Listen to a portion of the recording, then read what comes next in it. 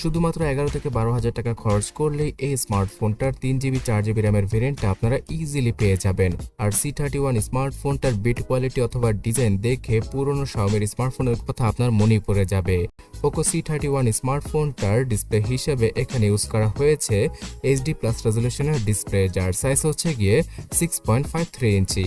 So এই IPS LCD প্যানেলের ডিসপ্লেতে আপনারা শার্পনেসের কিছুটা ঘাটতি পেয়ে যাবেন, তবে বাজেটটাকে কনসিডার করলে এটা হয়তো কারো প্রবলেমই হবে না।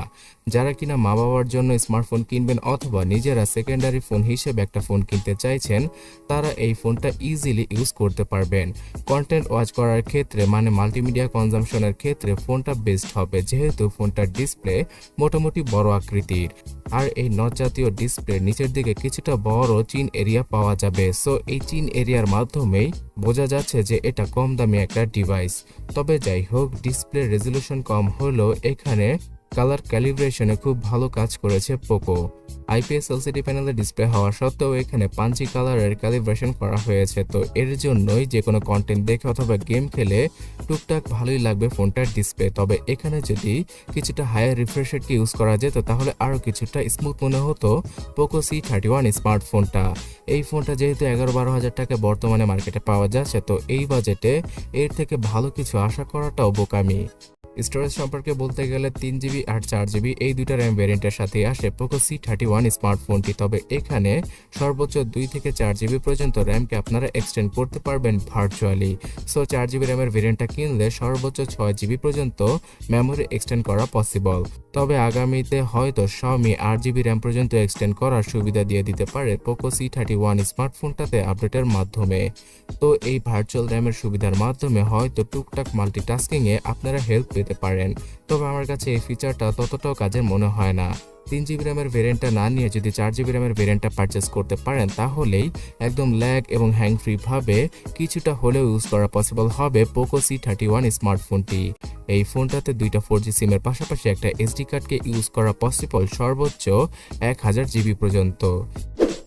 তাছাড়া ক্যামেরা সেকশনে একদম বেসিক লেভেলের ক্যামেরাটা ইউজ করেছে পোকো এই স্মার্টফোনটায়। C31 স্মার্টফোনটাতে 13 মেগাপিক্সেলের ট্রিপল ক্যামেরা সেটআপ থাকছে ফোনটার পেছনে।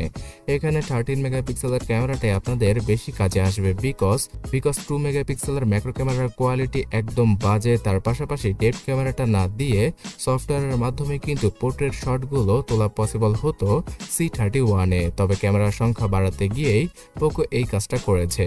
13 মেগাপিক্সেলের মেইন ক্যামেরা শুটারটা দ্বারা সর্বোচ্চ ফুল HD রেজলিউশনে ভিডিওগুলো শুট করা পসিবল। এছাড়াও ডে লাইটে আপনারা মোটামুটি টাইপের ছবিগুলো ক্যাপচার করতে পারবেন। যারা কিনা স্টুডেন্ট আছেন তারা বিভিন্ন ডকুমেন্টের ছবি ক্লিক করতে পারবেন, আর নিজেদের অ্যাসাইনমেন্টগুলো পূরণ করতে এই 13 মেগাপিক্সেলের ক্যামেরাকে কাজে লাগাতে পারবেন। তবে লো লাইটে অতটাও কাজে আসবে না এই ফোনটির ক্যামেরা। নাইট মোড ইউজ করলেও এখানে অনেক বেশি শার্পনেসের ঘাটতি তো দেখতে পাওয়া যাবেই, তার পাশাপাশি বিভিন্ন ধরনের জেলো ইফেক্ট পাওয়া যাবে, মানে নয়েসের পরিমাণ অনেক বেশি থাকবে। তবে 5 মেগাপিক্সেলের সেলফি ক্যামেরার বদলে 8 মেগাপিক্সেলের সেলফিকে ইউজ করলে আরও কিছুটা বেটার কোয়ালিটি পাওয়া যেতে পারত। মিডিয়াটেকের মোটামুটি ভালো লেভেলের হেলিও G35কে ইউজ করা হয়েছে POCO C31-এ। সো এই চিপসেটটা অতটাও পাওয়ারফুল না হলেও আপনাদের রেগুলার কাজগুলো করার জন্য একদম পারফেক্ট। কিন্তু বর্তমান মার্কেটে এই মিডিয়াটেক G35 যুক্ত তেমন ভালো কোনো স্মার্টফোন পাওয়াই যায় না 10 থেকে 12 হাজার টাকায়। সো সেই জিনিসটাকে মাথায় রেখে POCO C31 স্মার্টফোনে যেহেতু এই চিপসেটটা রয়েছে, তো আপনারা ইজিলি একটা ভালো এক্সপিরিয়েন্স পেয়ে যাবেন এই চিপসেটটার জন্য। গেমিংয়ের ক্ষেত্রে এই চিপসেটটা অতটা উপযোগী নয়, তবে আপনারা টাইম পাস করার জন্য টেম্পল রান, সাবওয়ে সাফার সহ ফ্রি ফায়ার গেমটি খেলতে পারেন। পাবজি গেমটা ইনস্টল করলে অনেক বেশি লো গ্রাফিক্সে রেখে প্লে করতে হবে এবং গেম খেলার সময় আপনারা তেমন ভালো একটা মজা পাবেন না। সো যারা কিনা ফ্রি ফায়ার পর্যন্ত গেম খেলতে চান তারা POCO C31 স্মার্টফোনটা বর্তমান মার্কেট অনুযায়ী কিনতে পারেন। এই G35 চিপসেটটা শুধুমাত্র 12 ন্যানোমিটার আর্কিটেকচারে তৈরি করা, আর এখানে জিপিইউ হিসেবে পাওয়ার VR এর একটি জিপিইউ থাকছে। এই ফোনটা MIUI 13-এ চলছে, আর আগামীতে MIUI 14-এর আপডেটটাও পেয়ে যাবে। সো অতটা স্মুথ ইউআই না হলেও রেগুলার ইউজ করার জন্য একটা পারফেক্ট ইউআই বলা চলে MIUI 13-কে। এবং সিকিউরিটি সেকশনে ব্যাকডেটেড রিয়ার মাউন্টেড ফিঙ্গারপ্রিন্ট স্ক্যানারের পাশাপাশি সফটওয়্যার বেস ফেস আনলকের সুবিধা থাকছে এই ফোনটায়। পাওয়া যাবে অ্যাক্সেলেরোমিটার আর প্রক্সিমিটির মতো সেন্সরগুলো। তাছাড়া 5000 mAh এর ব্যাটারিকে ইউজ করা হয়েছে ফোনটাকে ফুললি পাওয়ার ব্যাকআপ দেওয়ার জন্য। তো বন্ধুরা, আপনারা হয়তো বুঝতেই পেরেছেন বর্তমান মার্কেট বিবেচনা করে পোকো C31 স্মার্টফোনটা আমাদেরকে মোটামুটি বড় আকৃতির ডিসপ্লে, খুব বেসিক লেভেলের চিপসেট আর বড় আকৃতির ব্যাটারি প্রোভাইড করছে। তবে এখানে ক্যামেরা সেকশনে আরও কিছুটা ভালো কাজ করা যেতে পারত।